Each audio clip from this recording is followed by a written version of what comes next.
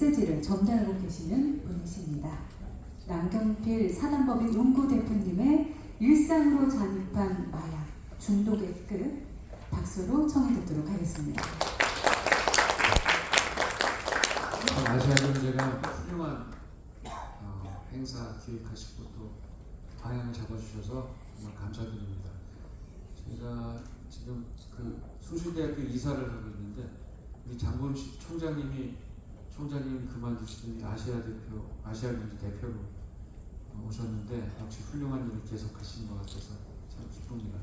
여기 오니까 참 그동안 못 뵀던 또 자주 뵀던 이런 반가운 어른들이 많이 계신 것이 또한 기쁘기도 하고요. 오늘 저는 뭐 교수님도 아니고 박사도 아니고 정치인도 아니고 저는 요새 그냥 기업가이면서 사회운동가, 마약치유운동하고 있는 사회운동가, 훅자는 저한테 정계인사가 아니라 요새 제가 교계인사로 분류된다고 할 정도로 또 종교활동 열심히 하고 있는데 아까 교수님 말씀하신 것과 같은 교회입니다. 결국은 사랑입니다. 사랑, 가족 간의 사랑, 더 큰 사랑, 이런 것들이 채워질 때 이 마약이 상처가 아무니 이 마약을 저희 아들도 그렇고 마약을 하는 사람들 요새 많이 만나는데 대부분 다 보면 결핍이 있어요. 우리 사회에 다 결핍이 주어질 수밖에 없는 사회에서 그 결핍을 무엇로 채울 거냐. 많은 사람들이 자기 개발과 노력과 이런 걸로 채워나가면서 자기 개발, 그 결핍을 어떻게 보면 극복해나가는 과정으로 성장을 하는데 또 상당수의 우리 청소년들 요즘 중심으로는 이 결핍을 가짜 만족을 통해서 이제 채우려고 하죠. 술도 먹기도 하고 폭력을 부리기도 하고 도박을 하기도 하고 또는 게임에 심하게 빠지기도 하고 마약에 빠지기도 하고 섹스에 빠지기도 하고 다양한 중독으로 결핍을 채우려 하나 그건 가짜 만족이고 아주 일순간의 만족이기 때문에 결국 진짜 만족은 아까 교수님 말씀하신 진부하지만 사랑, 제일 큰 사랑은 제가 믿는 종교에서는 예수님 사랑이고요. 그 사랑들이 채우고 그 채워지고 나서 결핍이 메워지면 거기서 끝나는 게 아니라 거기서 이제 시작이고요. 이 채워진 사랑으로 다른 사람, 나보다 고통받는 사람을 도와주는 경험을 하면 그게 얼마나 기쁜지를 알게 되고 그 기쁨이 진짜 만족이라는 걸 알게 되면서 마약을 끊습니다. 제가 마약을 끊은 사람들 사례들을 종종 보는데 대부분 비슷한 과정을 겪고 있는 것 같습니다. 저는 오늘 그래서 그냥 제가 경험한 내용들 중에 요즘 뭐에 중심을 두고 있는지 말씀을 드리겠습니다. 여기서 좀 마약 해보신 분 한번 손 들어보시죠. 저도 해봤는데. 네. 여러분 대부분 제가 일단 설명하면 대부분 우리 시작초에서 오신 감독관님도 마약 하셨잖아요. 했습니다. 네. 제가 일단 설명드리면 다 손 드실 거예요 나중에. 이게 지금 마약은 이게 구산업이 있어요. 제가 볼 때 구산업.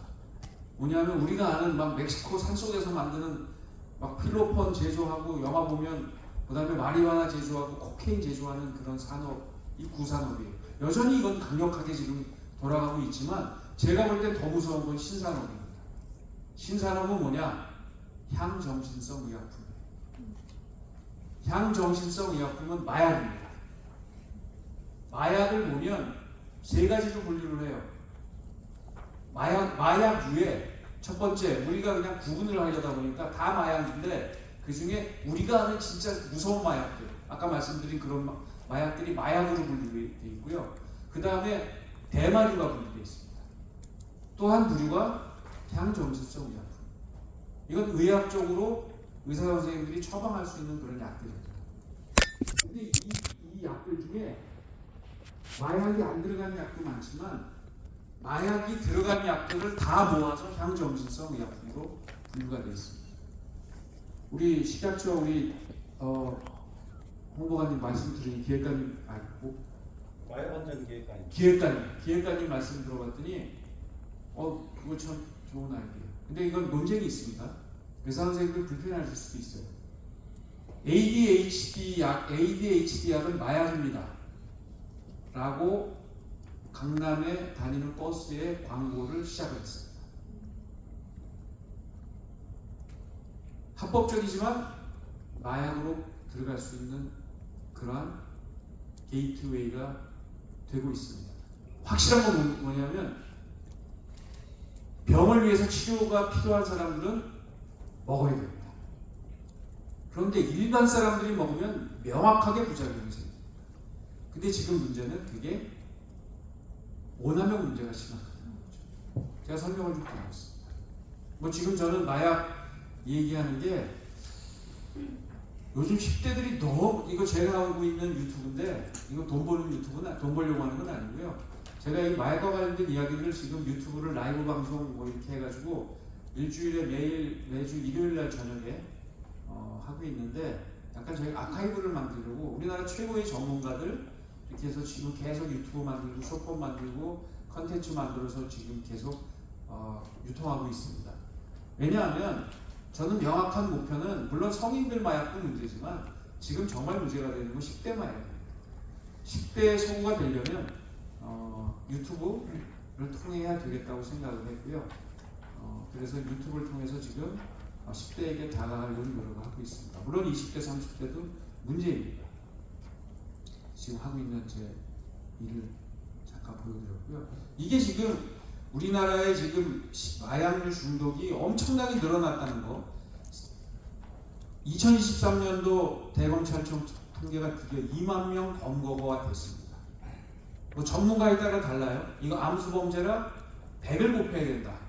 마약에 중독돼 있거나 마약을 쓰고 있는 게 1%만 적발이 된다라는 전문가들이 이야기했습니다.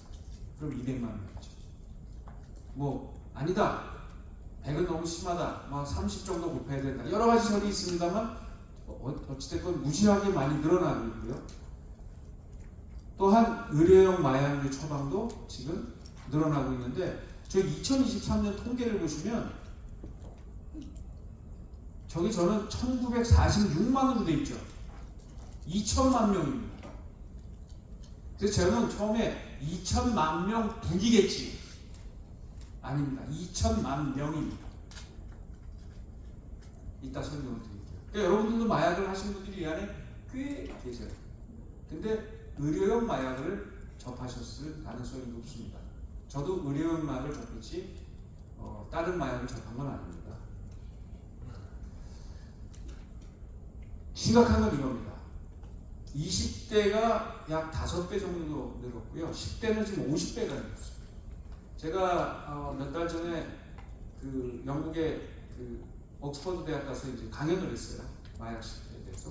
저 통계를 보여줬더니 맨 처음에는 뭐 그거 갖고 그러냐, 영국은 이거 니네들 이거는 문제도 아니다. 근데 아니다. 저 증가 추이를 봐라. 보더니 심각하네.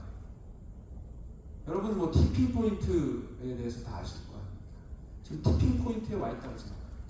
지금 잡지 않으면 이게 마약이 뭐 문화가 그렇잖아요. 이게 문화가 잘못돼가지고 마치 메조리티처럼 돼버리면 마약을 안 하는 게 이상한 바보 같은, 약간 마약을 하는 게 쿨하고 마약 안 하면 찌질이다, 뭐 이런 식으로 분위기가 바뀌게 되면 그거는 뭐 어떻게 잡을 수가 없어요.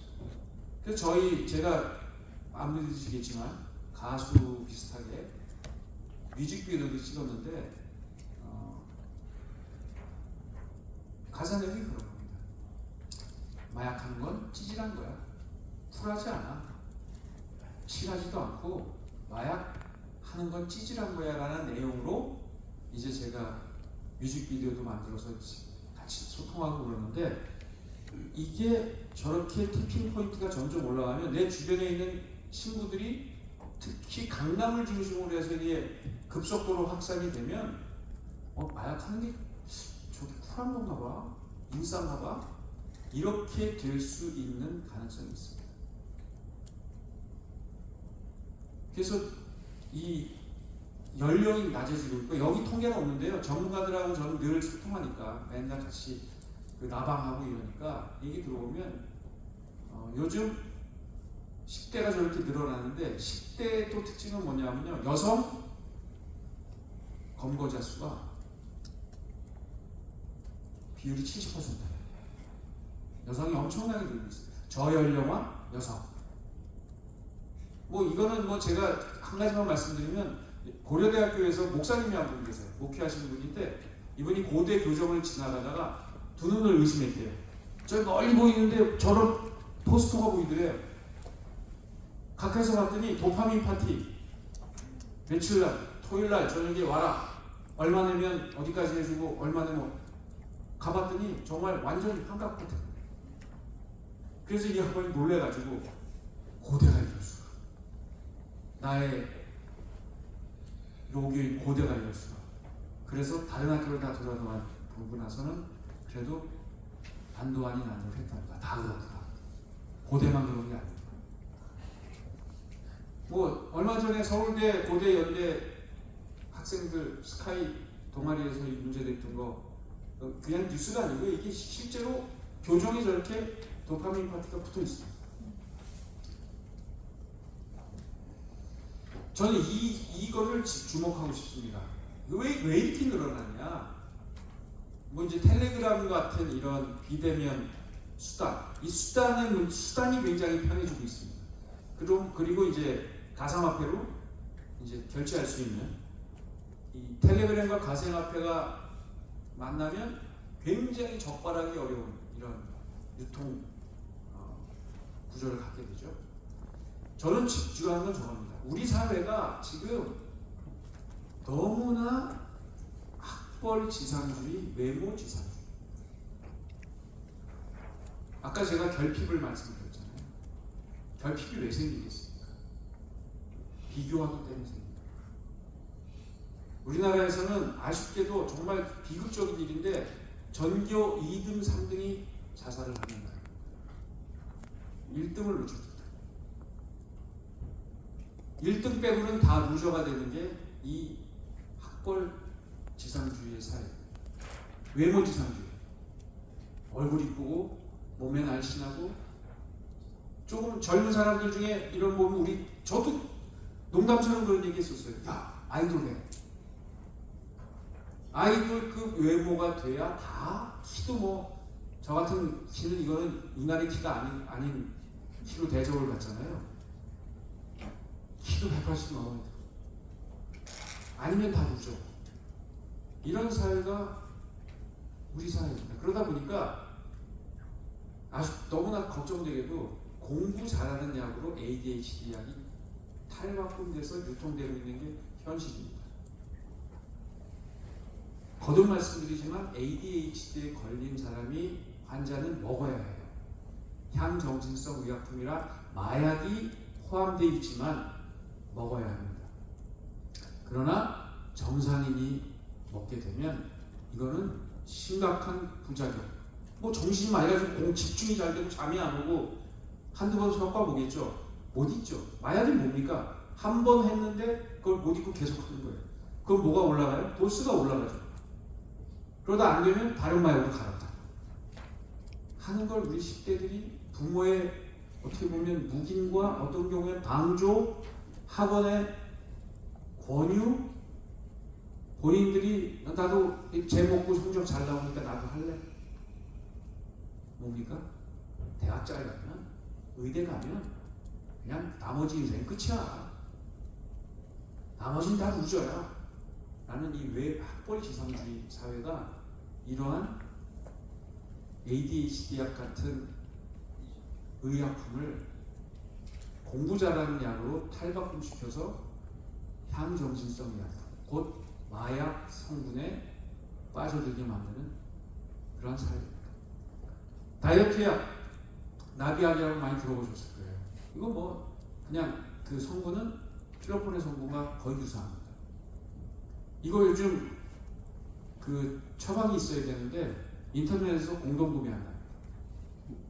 그래서 직장에서 나눠먹기도 하고 학생들끼리 나눠먹기도 하고 불법이죠. 그러나 불법이 지금 판을 치고 있고 처방도 많이 받기도 하고요. 그래서 저는 이 문제를 지금 집중적으로 제가 하다 보니까 구산업도 문제지만 신산업이 너무 무서워요. 왜냐? 이게 그냥 무분별하게 받아들이는 거예요. 제가 어제 저녁에 오후에 그 굉장히 유명한 언론인입니다. 만나자고요? 나 정치도 안 하는데 왜 또 언론인 만나자고 그러지? 만났어요. 그랬더니 아들 얘기를 하는 거예요. 아들이 마약을 한다. 쭉 털어놔요. 시작은 대마초로 했대요. 지금은 저 ADHD 약을 처방받아가지고 그거를 모은답니다. 그래서 빤답니다. 그리고 마치 우리가 영화에 본 것처럼 코케인을 흡입하듯이 흡입하다. 근데 너무나 공격적이고 어떤 때는 아들이 자기를 폭행할까봐 두렵다. 이야기를 하면 이거 왜 그러냐? 당신이 말이야 왜 참견이야? 이거 병원에서 처방받고 약국에서 살 수 있는 약인데 왜 그러느냐? 라고 도리어 화를 냅니다. 어떻게 하면 좋겠냐고 연락이 와서 어제 뭔지 이런저런 얘기를 말씀드렸는데 현재 상황이 이렇게 진행되고 있습니다. 뭐 군대 내 마약 범죄 늘어나고 있다는 거. 제가 얼마 전에 그 소위들 임관하는 그 분들 2,000명을 대상으로 상무대 가서 강연을 했어요. 군 지휘관들도 많이 있었어요. 제가 그랬어요. 제가 어떻게 하는 건지 모르겠지만 명확하게 소대장님들 이제 여기서 임관하고 가면 부대에 가가지고 아마 전방도 많이 갈 거고 총기를 들고 있을 텐데 당신들 소대원 20에서 30명 중에 한 명 정도는 마약을 경험했거나 지금 하고 있을 가능성이 있다. 한두 명. 만약에 군대에 와가지고 당신 소대원들 중에 마약을 하는 걸 발견하면 어떡할지 지금부터 생각해놔요. 그리고 군지휘관들한테는 프로토콜을 만들어달라. 신고할 거야? 영창에 가둘 거야? 치료할 거야? 그런 거 없어요 지금. 나중에 문제 돼야 이거를 하는 거죠. 그래서 그런 얘기를 했어요. 이 정도로 지금 군대 범죄 심각합니다. 택배로도 오고 뭐 핸드폰을 갖고 있으니까 요새 핸드폰하고만 있으면 저희 아들 녀석도 보니까 핸드폰하고 돈만 있으면 어디서든지 마약 구해요. 필로폰 구하는 거 일도 안 해요. 아시다시피 던지기 하고 이러는 거죠. 그래서 군대 이 마약이 심각하다는 뭐 이거는 여러분들도 아시겠지만 우리 트럼프 대통령이 우리라는 자는 붙이기 쉽지 않다. 트럼프 대통령이 관세 정책을 시작한 게 펜타닐 때문인 걸 알고 계시죠? 1년에 11만 명 죽어서 10만 명 죽어서 21년이 그렇기 때문에 지금 한 10만 명 11만 명 됐을 겁니다. 펜타닐 종목 하나로 그냥 사망을 했죠. 이거는 뭐 중국하고 멕시코하고 캐나다가 원료 수출하고 만들고 해서 했기 때문에 거기다 관세를 부과할 정도로 정말 지금 이 펜타닐은 무시무시한 좀비 마약입니다. 지금 제가 우리나라의 정보 계통의 이 정체를 하고 있는 그 어떤 거기는 얘기하면 안 되는 이름이나 뭐 기간 얘기하지 말라는데 상상하시면 됩니다. 어딘지 걱정을 해요. 책임자. 지금 트럼프 대통령이 저걸 하잖아요. 지금 미국에서 좀 위축이 됐어요. 저 산업이 근데 어딘가 손을 뻗쳐야 되잖아요. 어디로 가겠어요? 깨끗한 다른 아직 블루오션으로 가는 거죠. 그 블루오션으로 일본과 한국을 주목합니다. 저 펜타닐 아직 우리나라에서는 저 알약이나 그 주사약은 아직 유통되지 않습니다. 지금 문제가 되는 펜타닐은 여러분들이 아시는 그 의약품, 향정신성 의약품인 패치를 불에 태우면서 냄새를 맡는 것 정도로 하고 있는 수준입니다. 이것도 위험한데 얘네들에 비하면 아직 애기죠. 이게 확 정제돼가지고 주사약과 알약을 하는 거하고는 수준이 다른데 저 산업은 새로운 마켓을 미국이 위축되니까 찾아 나가게 될 거고요. 우리도 대상이 될 겁니다.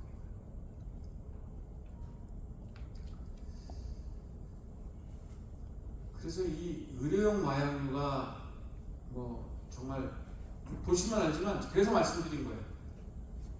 위내시경 하시면서 수면내시경 대부분 하셨죠. 저게 향정신성 그런 얘기들 많이 하잖아요. 잠 진짜 푹 잤다. 나는 건강검진이 기다려져. 그러다가 병원에 가는 사람들이 있죠. 그래서 저 프로포폴 좀 놔주세요. 그러다 중독이 돼요. 사망에 이르고 그걸 취급하던 의사 선생님과 간호사가 사망하고 하여튼 사건은 이미 기소가 됐던 사건. 근데 저는 그런 생각도 해봐요. 우리나라의 건강검진 좋은 제도인데 이게 전 세계에 없는 제도거든요. 전 국민을 대상으로. 왜 시작됐는지 제가 좀 옛날에 봤어요. 그랬더니 이게 처음 들어왔을 때 주치의 제도를 도입하려고 했던 것 같아요. 이 주치의 제도가 도입이 되면 가정의학과 선생님들이 최고랍니다. 미국에서는 가정의학과를 다 통해야 이제 다음 2차 병원, 3차 병원으로 갈 수 있으니까 그래가지고 이게 합의가 안 돼요. 그럼 대안을 만들어보자. 왜냐하면 이게 뭐냐면 데이터를 트래킹하는 거잖아요. 주치의라는 게. 그러다 보니까 한번 이거 건강검진을 한번 해보자. 이렇게 돼서 하고 있는데 이 건강검진이 데이터를 모으는 데에서는 특히 지금과 같은 AI 시대에서는 굉장히 좋은 엄청난 데이터예요. 그런 이점이 있는 반면에 한편으로는 우리가 이거를 점점 건강검진이 더 이렇게 막 발전하면서 위내시경할 때 자고 이러려면 또 대장내시경할 때 자고 그러려면 프로포폴이나 미다졸람이나 이런 거 써야 되는데 다 향전입니다. 이게 과연 옳은가? 보시면 이 통계가 24년도에 2천만 명을 돌파했습니다. 향정을 쓴 사람 분이 아니라 그게 대부분이 뭐 통계 보면 이게 상당수가 분명히 아까 말씀드린 건강검진에서 쓰는 거겠지만 그렇지 않은 것도 많이 늘어나고 있습니다. 특히 제가 걱정하는 건 제일 밑에 거예요. ADHD 치료제가 급증하고 있고요. 처방량이 특히 급증하고 있다는 것. 이거 저는 굉장히 심각한 일입니다.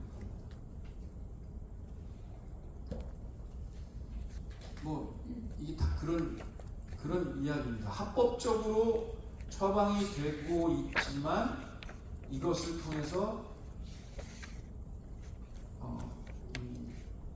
어딕트가 될 수 있다.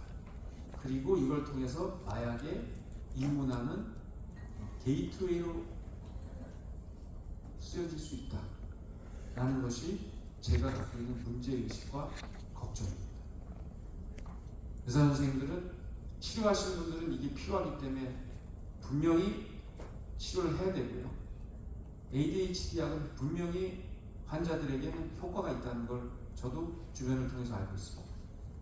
제가 아는 성인 한 분이 ADHD 약을 처방받은 부하가 자기 직원이 굉장히 문제가 많았는데 이 ADHD 약을 먹고 가서 정신과에서 상담받으면서 엄청 좋아졌대요. 근데 그 직원이 야 너 어떻게 이렇게 좋아하니? 사장 대표님 이렇게 됐어요. 그래서 이 친구가 그러더래요. 대표님 한번 먹어보세요. 이 사람이 술 좋아해요. 머리도 띵하고 그러니까 하나 먹었대요. 딱 먹고 시간이 되니까 정말 지난 10년 동안 이렇게 맑은 정신을 가진 적이 없는 느낌이 들더라고요. 집중도 엄청. 그래서 그날 엄청나게 많은 일을 딱 해놓고는 집에 운전하고 가다가 이 친구 말로 갑자기 스위치가 꺼져가지고 88도로에서 잠이 들었대요. 그러니까 그만큼 이 약의 효능이 있는데 너무 생각이 난다. 저희 라이브 방송에 꼭 얘기 듣고 나와서 얘기하더라고요. 방송에 나와서. 얼마 전에 그 뭐 굉장히 사회적으로 이런 논리를 일으켰던 돈 스파이크. 그분도 맨 처음에 1차 때는 대마초로 시작해서 필로폰으로 갔고, 그러고 집행유예 받고 마약을 상당 기간 끊고, 그러고 있다가 성인 ADHD 판정을 받아서 ADHD 약을 먹다가 한 알, 두 알, 처음에 선생님 처방해 준 대로 먹다가 이게 이제 그거 갖고 부족하니까 엄청나게 20알까지 먹고, 그리고 다시 결국은 비슷한 성분의 약효가 있는 필로폰 투약을 하고 결국은 검거가 되고, 그리고 얼마 전에 출소해서 저희 라이브 방송에 나와서 이제 본인이 겪었던 이야기를 이 얘기를 하면서 이렇게 무섭다라는 얘기를 했습니다. 그래서 오늘 제가 굿브레인 컨퍼런스에서 말씀드리고 싶은 건 합법의 영역에 있는 이 향정신성의 약품의 오남용 막아야 합니다. 오남용을 막아야죠. 오남용을 막는 한편 어려운 게 있어요. 이 얘기하면 의사 선생님들이 그런가요? 아유, 환자들이 오히려 뭐 마약이 들어있다고 안 먹는다고 핑계를 댄다는 거예요. 그건 어떻게 해결될지 모르겠어요. 그러나 저는 오남용만큼은 분명히 막아야 된다고 생각합니다. 생각하는 방법들이 여러 가지 있는데, 저는 특히 일본을 이번에 추진을 해보려고 국회하고도 소통을 하고 있습니다. 뭐냐면 이게 향정신성 의약품을 줄 때, 우리가 처방을 받을 때 분명히 이 향정신성 의약품은 마약입니다.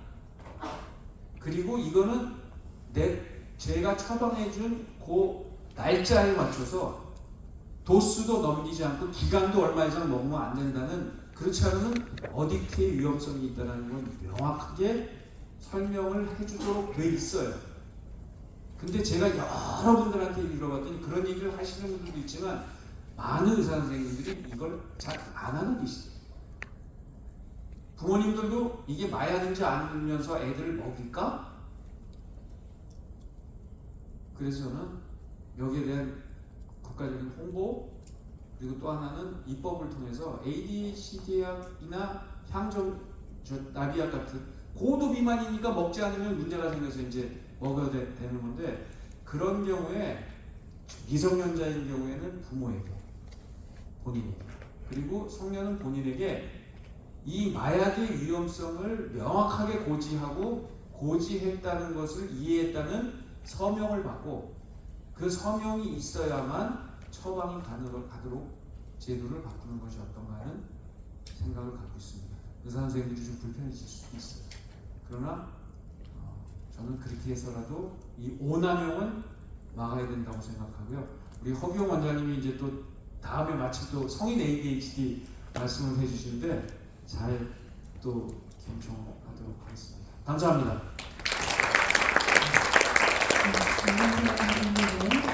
강연이었습니다.